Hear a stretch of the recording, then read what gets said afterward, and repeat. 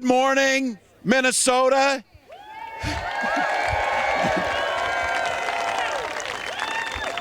Good one Minnesota morning. So, first off, we're going to thank the pride of Minnesota, the Gopher Band. Thank you all.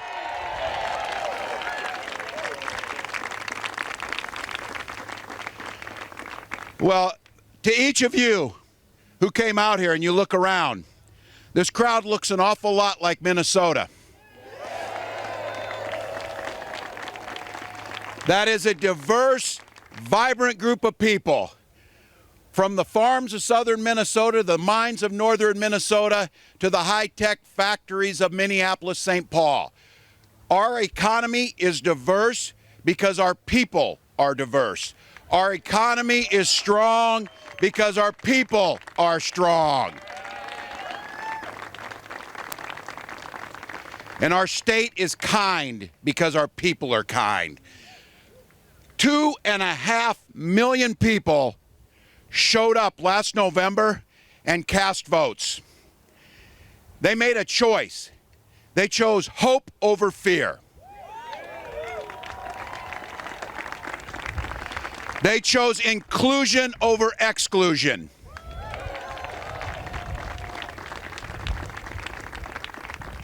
They chose personal freedoms over totalitarian dictates from government. They chose science over conspiracy. Above all else, though, they chose action over gridlock.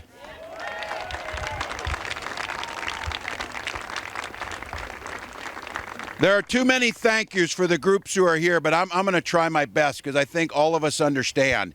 Those voters in this democracy chose people who they felt exercised wise judgment, compassion, reflected their own lived experiences, and chose hardworking people to come to the Capitol to not use talking points, to not try and demonize others, but to dig deep into the things that could improve people's lives. And democracy is hard. It's really hard. And we found out it's not all that hard to derail it. What is hard is to hold coalitions together with very broad. When I say one Minnesota, that doesn't mean we're all the same. It means we work across differences to create a place where all of us can thrive. And to do that means compromise. And I have to tell you, history will write the story. I keep hearing about this. What's this going to mean? Well, we'll find out. We're pretty sure it's going to mean a fairer, more inclusive, better, and more prosperous Minnesota. But to get those things done, took incredible leadership. And we have two of who I think will be remembered as two of Minnesota's great leaders in this. Speaker Melissa Hortman and Leader Kari Dziedzic.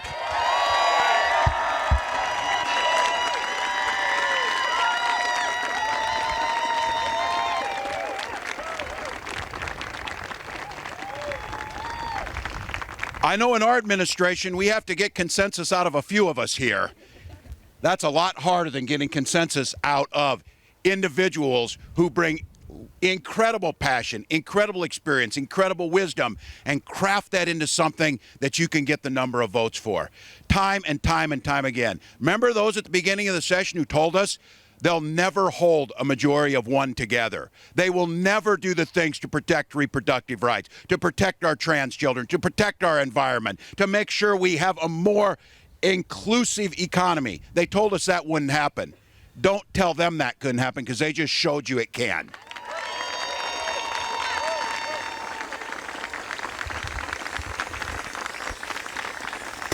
And to these legislators, they came out of their jobs, teaching, nursing, small business owners, and they said, raised their hand and said, I'll go to St. Paul and I'll bring your voice. Whether that is from Grand Marais or whether that's in Mankato, they said, I'll go there and I'll make our passions heard and I will get it done. And they were asked at times to take votes that others said are really hard. And time again, they said it's not hard to vote your conscience for what's good for your people. It's not about banking political capital for the next election. It's about burning political capital to improve lives. That's what they did. That's what they did. No more productive. It will be proven no more effective members have ever sat in this chamber and did the work than this group you see right in front of you. So thank you to each and every one of them.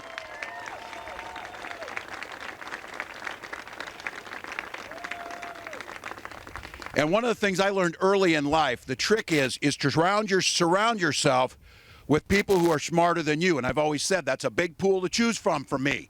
So I surrounded myself, starting with our incredible Lieutenant Governor, to be there to provide the voice.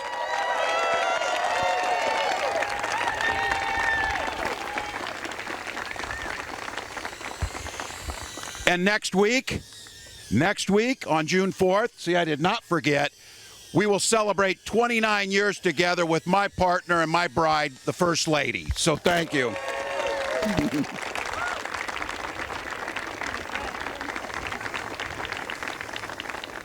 And then the folks who have to put this work into action, who are going to make sure that Minnesota's best in the nation Paid Family and Medical Leave Act is enacted and all people can take part in that. The people who do that work are the commissioners you see up here with them. The 24 people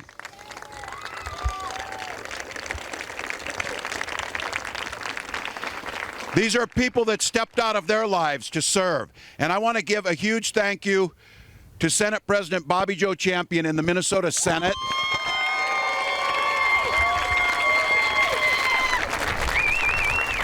For all their work, but for especially recognizing what 4 years previous that these incredible public servants were put through. They were drugged through the mud. They were blackmailed. They used a simple confirmation process to try and destroy lives and hold up state government by removing people from office or simply not voting on them or threatening them or sending people to their homes. That's not how things work. And because of the Minnesota Senate, that will never happen again in Minnesota, and confirmations will happen.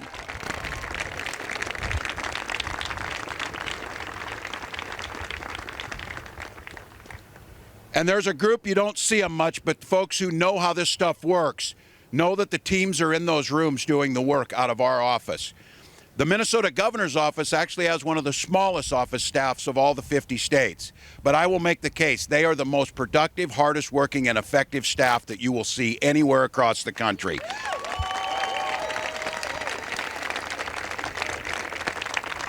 That team is led by someone you don't see there, but everyone here knows is in every single important decision. My Chief of Staff, Chris Schmitter, has been with me. So.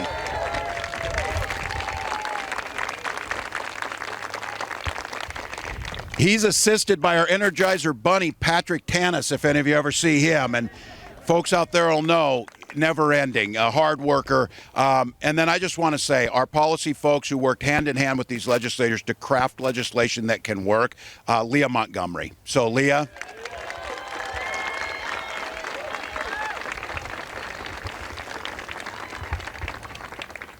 Every child in Minnesota is going to have breakfast and lunch.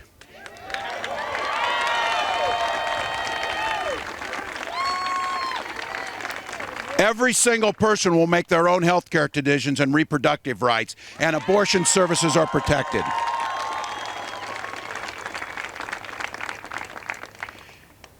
My friend Kelly is here, who brought me a picture, if I recall right, from 1987, advocating for our school support workers, bus drivers, folks who cook the meals for our kids, are laid off in the summer with no money in many cases. Kelly rallied for over 30 years. They'll now be receiving their rightful place by being able to receive that pay this year.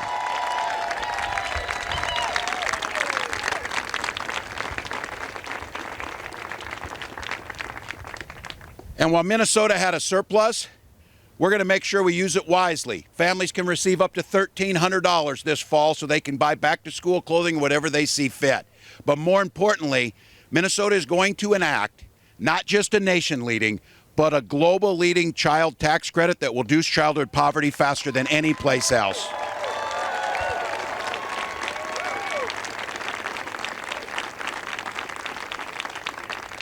And people ask me, what are we going to do with the surplus? Denise Speck, we're going to put it behind our teachers so they can educate our children the way they should be.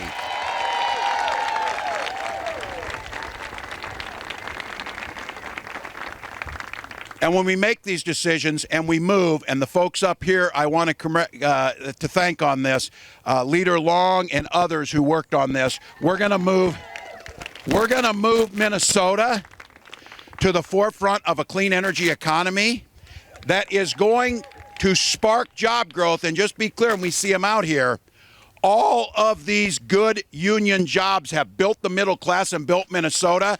It is going to continue that way.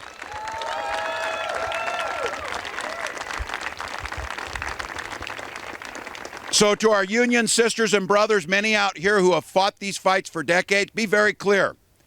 Had those 2.5 million Minnesotans not shown up last November, we would be standing here today signing right to work. We would be standing here today signing 6-week abortion bans. We would be standing here defunding our schools. We would be standing here making it easier to put firearms in the hands of people who should not have them. But guess what? Elections have consequences, and we're not doing that.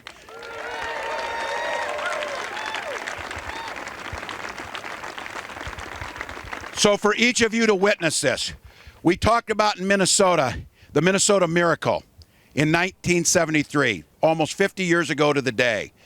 And it was really focused on making sure education and our littlest Minnesotans were taken care of. It transformed an agrarian, cold agrarian state into a leader in innovation. And it brought living standards up. It brought life expectancies up to near the top. It brought happiness levels up to near the top. What we're doing today, and I've heard people say, and we'll figure out how they're going to name it, but if this is Minnesota Miracle 2.0, the difference between then and now is we're saying today we're leaving no one behind. We're leaving no one behind. So a champion who's been at this from her time at Children's Defense Fund to the school board in Minneapolis to a legislator in that house to now our nation's first Indigenous Lieutenant Governor. Please welcome Peggy Flanagan.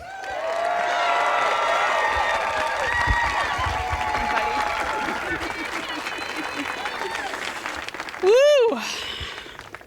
Welcome to your house. Welcome to our house. Welcome to the house that all of us built together. We are here on the front lawns of this Capitol, and as the governor said, this looks like Minnesota. And after this last election cycle, the folks who serve in this body, in the House and Senate, look more like Minnesota too. And I want us to remember that that's also why we've had some of these big wins this session. That our democracy thrives, our democracy functions better when it accurately reflects the people that it seeks to represent.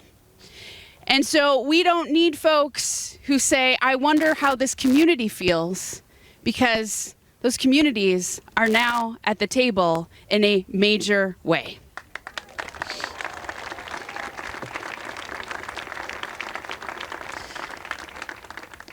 To be really honest, I couldn't have imagined this day. I couldn't have imagined all of these victories and wins, especially for our littlest Minnesotans, especially for our families who live in deep poverty. I couldn't have even dreamed it. But because of the incredible work of folks who have been organizing for years, people who dreamed hard, who dreamed big, we are here, and we are here together. This has been a session full of great days, full of jaw-dropping days of what we were able to accomplish together. but this day is one of the best days.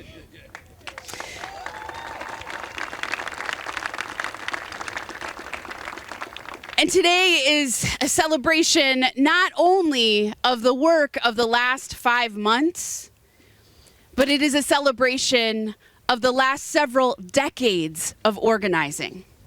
And I want to make sure that we tell this story, that there are folks who have been coming here year after year, cycle after cycle, demanding that we take care of our children, demanding that we fund our schools, demanding that we ensure that we have the right to make our own decisions about what happens to our own bodies. So it's not simply that a magic wand was waved and all of these things happened. That is an illusion. It's the same as saying that one day Rosa Parks simply was tired. There were decades, there were years of planning and organizing and infrastructure that was built. And many of those leaders who are on the front lines of this organizing work then getting elected to implement these laws. And I will tell you that that is what we see here in Minnesota. That is the difference. That we have played the long game and we won.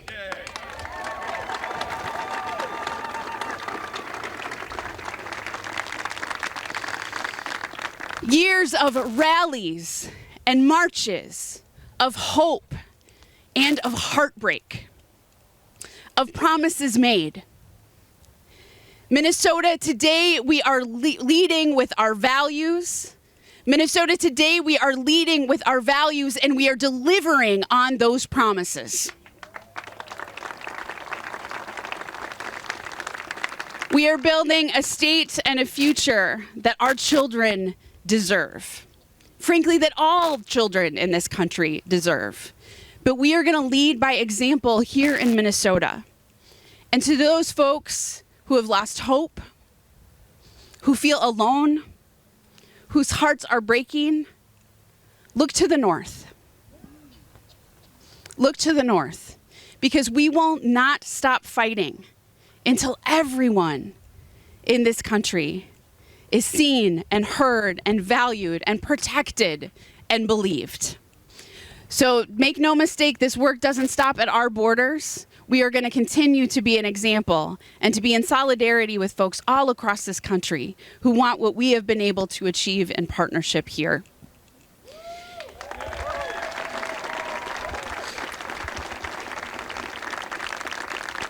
And there are so many good things in all of this legislation that was just passed. But I want to focus on two before I wrap up here.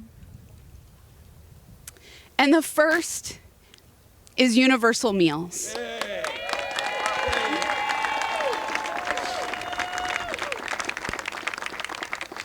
As that kid with a different colored lunch ticket, I couldn't have even imagined that we could get here, but we did. And we did because people were willing to tell their stories. We did because of the social worker in Maple Lake who told me about a home visit and why this policy was needed. Because when she did this home visit, the children in this home were eating crayons because there was no food in the house. We are done with that, Minnesota. We are feeding kids.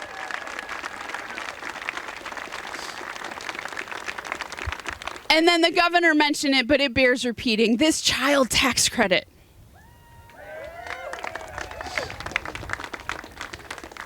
Senator Rest, you put together a heck of a bill. And Representative Gomez, so did you.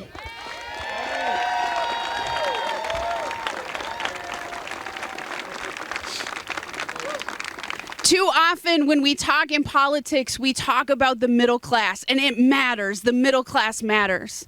But we don't talk enough about people who are living in deep poverty, and we must. Because when our children who live in poverty have access to resources, and we increase family income, we improve child outcomes, and that is the future of our state. So this child tax credit will lower child poverty by 1/3, y'all, 1/3.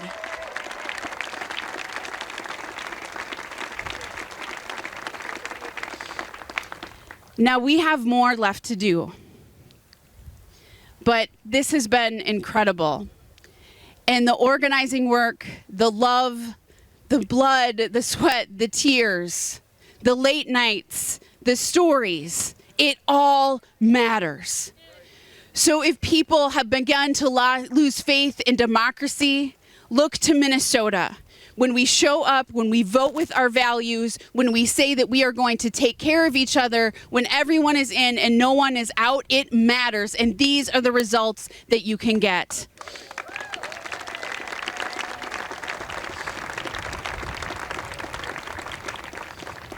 And let me tell you all, I love my job. And I love being in this work with all of you. And one of the most incredible people that we have watched, who is a pillar of strength and strategy and compassion and kindness. And it's just tough. We have watched her leadership in action. And it is my great honor to introduce to you our Majority Leader, Senator Dziedzic.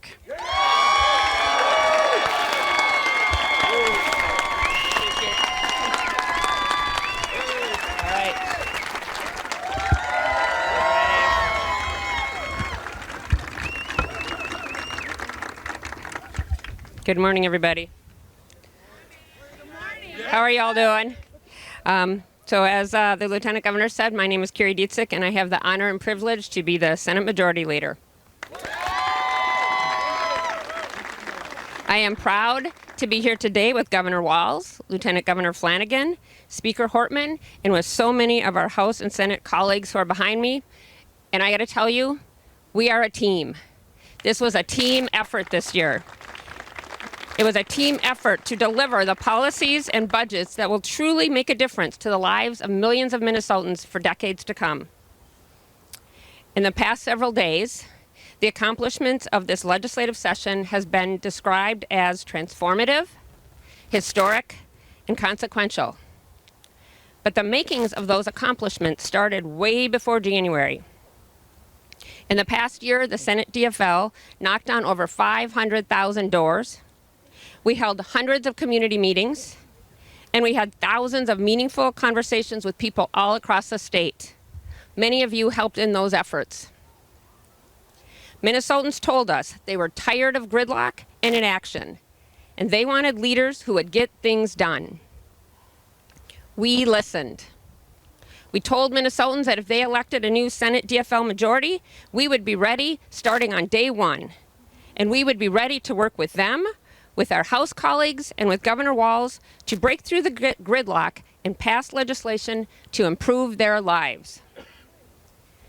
I believe as the governor signs these budget bills today, we delivered on that promise to listen and lead.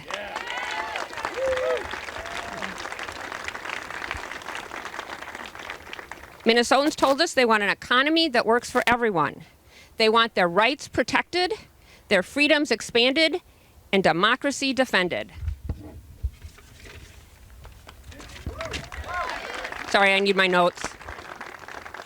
They wanted us to lower costs so that they could afford their lives, and they told us they want safe communities, strong schools, and a healthy climate. We heard Minnesotans, and those are the priorities we worked for all session long. During the session, we brought Minnesota voices together from all parts of the state, from all points of view, and from both sides of the aisles. We started this session with record budget surpluses, and we are now giving it back in many ways to Minnesotans. You will see the largest tax cuts in Minnesota history, including more than $3 billion in rebates, Social Security tax cuts, and a transformational child tax credit that will cut child poverty, as you have heard repeatedly, by 1/3. That's huge. You will see it in the record investment in our schools, that will lower class sizes, cut special education costs, and address the school mental health crisis. And, as Senator Gustafson said, we are enacting a lunchbox tax cut that will it will keep money in the pockets of Minnesota families every week and ensure that students do not go hungry. As the surplus flows back to Minnesotans with transformative investments in infrastructure, transportation, child care, health services, and free college tuition.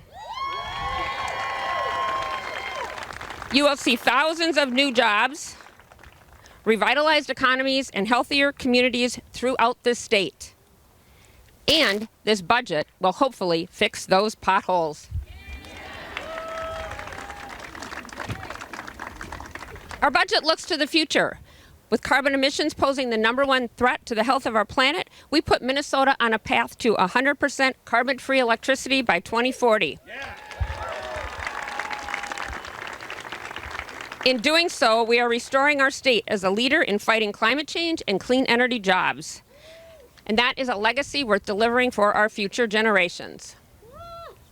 Our budget invests hundreds of millions of dollars in nursing homes so that seniors will get the quality care they deserve, and those workers who help them will have the wages that will sustain them and keep them on that job.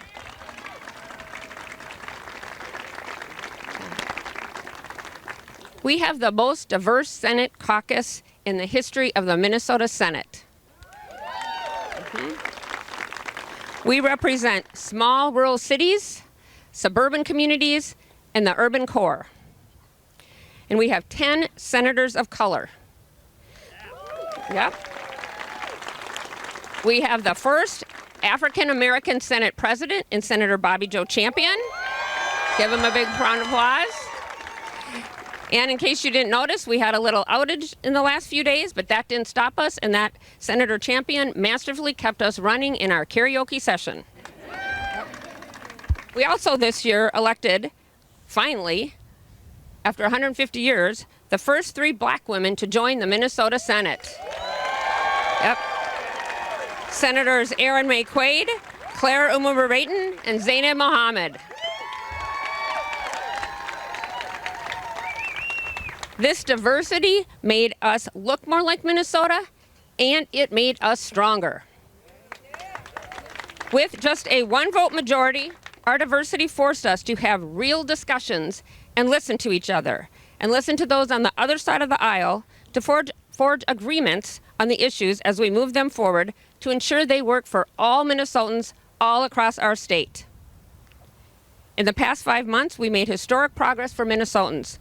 But we understand our work is not done. In the coming months, we will continue to talk to Minnesotans about other ways we can continue to improve their lives and this great state.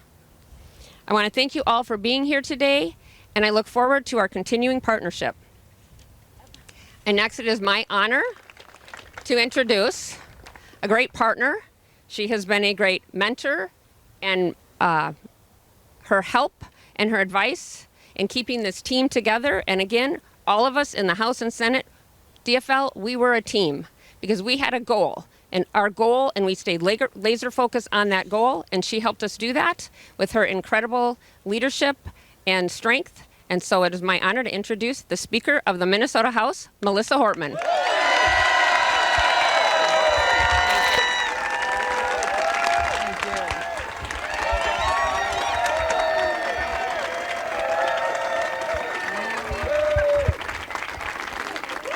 Good morning. It is a very beautiful day in the great state of Minnesota, and for, I think, the 3rd time in my 20 years as a legislator, we are done on time.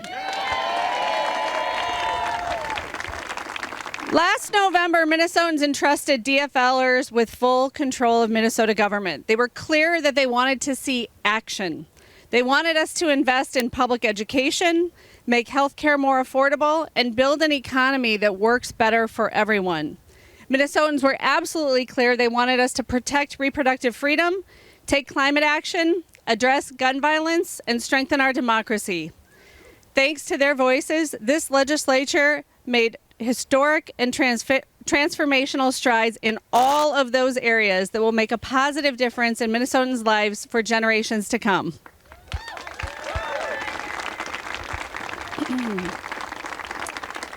We made massive investments in public education of the kind we have not seen in this state since the first Minnesota Miracle. I was fortunate to grow up in Minnesota after the first Minnesota Miracle, and we bragged, rightly so, all over the country about the educational excellence in this state. And we've been coasting for too long, so it was time to double down and bring the Minnesota Miracle 2.0.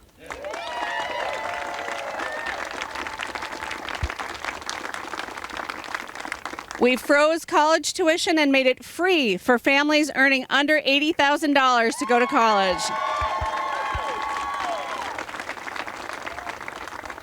We capped copays for drugs to treat chronic diseases, and we put ourselves on a path to a public option for health insurance. This is the team that finally got paid family and medical leave across the finish line.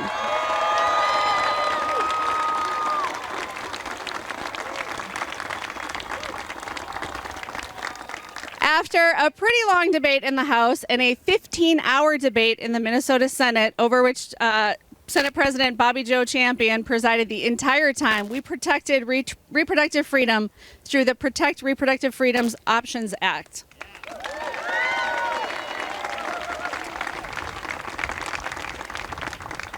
Young people can believe in getting involved in campaigns again because we took meaningful action on climate. This is a group of people who is passionate about making sure that people have access to the basics, and that means food when they're hungry and a roof over their heads. This is the legislature that delivered historic investments in housing and food supports in the state of Minnesota.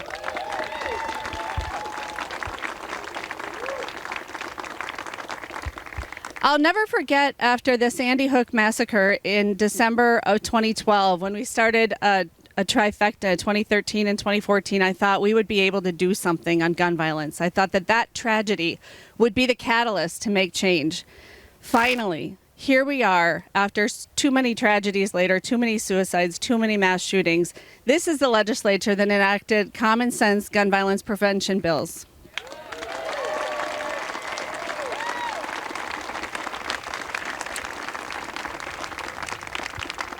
And after a national election in 2016 that had way too much foreign meddling and an attempted coup by violent insurrection on January 6, 2021, this legislature protected our democracy and strengthened people's rights to vote.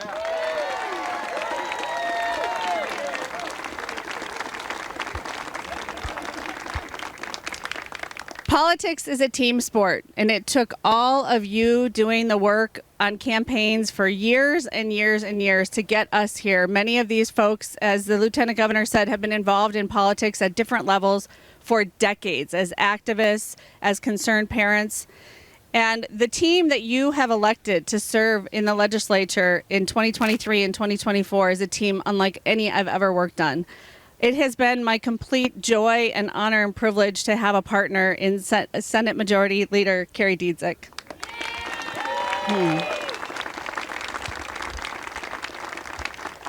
And at the governor's inauguration, he was inspirational. He and the lieutenant governor set out a vision for the state of Minnesota, that this would be the best place in the country to raise children. And we would finally make a deep dent in childhood poverty, and we have done it.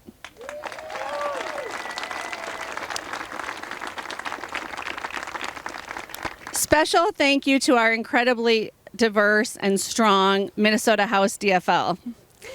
You embraced the LFG energy we needed from the first day, and that's what carried us through and got the job done.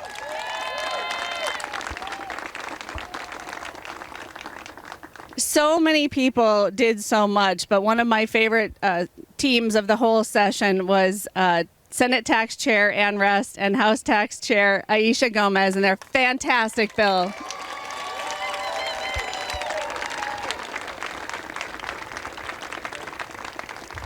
As Minnesotans, we share a trust to recognize that those before us have invested so much to create the wonderful state that we have now.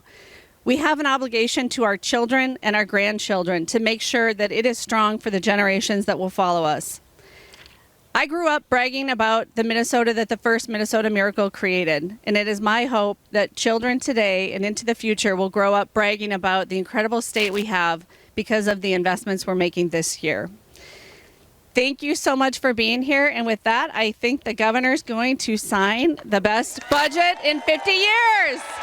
There we go. Should we put this back on the table? Can we move these on the table? Yep. All right. As we prepare to sign, I want to give a couple more thank yous. The way our government's set up, we have constitutional officers who stand in front of all the people of Minnesota, and they have very specific jobs. One of those is our state auditor, Julie Blaha. Job is... She plays a key role in looking after our pensions of our public employees, making sure they're safe and secure, and does great work. The next is all of us. Until I got into this job, I never knew I needed a lawyer. You do need them. The good news for Minnesotans is we got the people's lawyer, Keith Ellison, in there.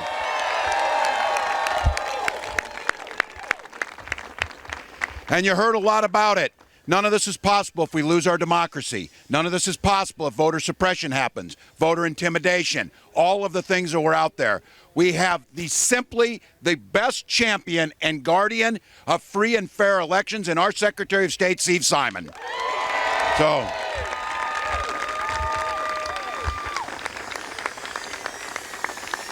and in Minnesota, we do this together. We do it with partners. And in Minnesota, we're setting the tone. We have equal partners, partners whose land we stand on, partners who are here before any of the rest of us. Our 11 sovereign nations make Minnesota the great state that it is. So to each of them.